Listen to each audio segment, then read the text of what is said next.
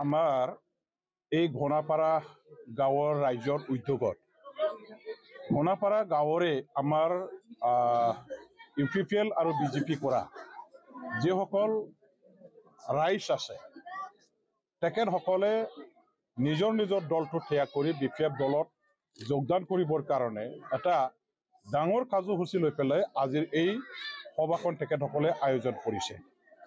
সভাখনত আজি আমি ইয়াত আমাৰ বেংগলী চেলৰ নেতাসকলেও উপস্থিত আছে, মাইনৰিটি চেলৰ নেতাসকলেও উপস্থিত আছে, আমাৰ ব্লক কমিটিৰ সভাপতি সাধাৰণ সম্পাদক BSOৰ নেতাসকলেও উপস্থিত আছে।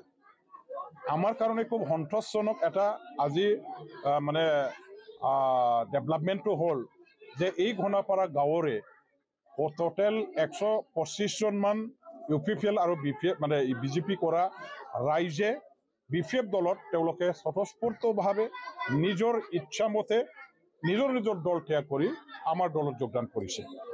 যোৱা BTC ইলেকশ্যনত এই অঞ্চলৰ ৰাইজে আৰু 2021 যিটো MLA ইলেকশ্যন সেই দুটা ইলেকশ্যনত এই অঞ্চলৰ বা এইখন গাঁৱৰ ৰাইজে বেছিভাগ আমাৰ বিৰোধী দলৰ লগত আছিলে, BJP বা UPPL দলৰ লগত আছিলে। কিন্তু তেখেতসকলে আজি অনতপ্তত মানে তেখেতসকলে আহিছে, তেওঁলোকে আফচোচ কৰিছে যে এটা পৰিৱৰ্তনৰ আশা লৈ পেলাই অঞ্চলৰ উন্নতিৰ কাৰণে তেওঁলোকে এটা সীমাহীন এটা আশা লৈ UPPL আৰু BJP দলৰ লগত থাকি তেওঁলোকে ৰাজনীতি কৰিছিলে। কিন্তু দেখা গ'ল যে 4.5 বছৰ উকলি যোৱাৰ পাছতো ঘোনাপাৰা অঞ্চলৰ ঘোনাপাৰা গাঁৱৰ ৰাইজৰ যিবিলাক সামগ্ৰিক সমস্যা আছে, ইয়াৰ নদীৰ কহনীয়া আছে, ৰাস্তাৰ আমাৰ মানে উন্নতিৰ কথা আছে বা মানুহসকলে কৃষিজীৱী কৃষিৰ কাম তেওঁলোকে কৰে, আমাৰ কৃষকসকলৰ কাৰণে একো এই অঞ্চলত আমাৰ চৰকাৰখনে একো কাম কৰা নাই বৰ্তমানৰ চৰকাৰখনে।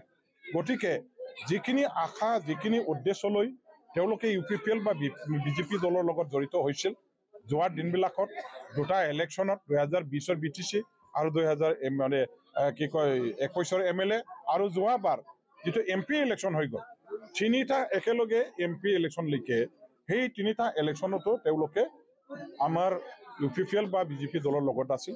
সেই দলবিলাক একো কাম কৰিব নোৱাৰাৰ কাৰণে আজি ত্যাগ কৰি BPF দলত যোগদান কৰিছে। চবেই মনত আশা এটা ৰাখিছে যে আগন্তুক চৰকাৰ হাগ্ৰামা মহিলাৰী ডাঙৰীয়াৰ নেতৃত্বতে BTCৰ চৰকাৰ গঠন কৰাটো খাটাং হৈছে।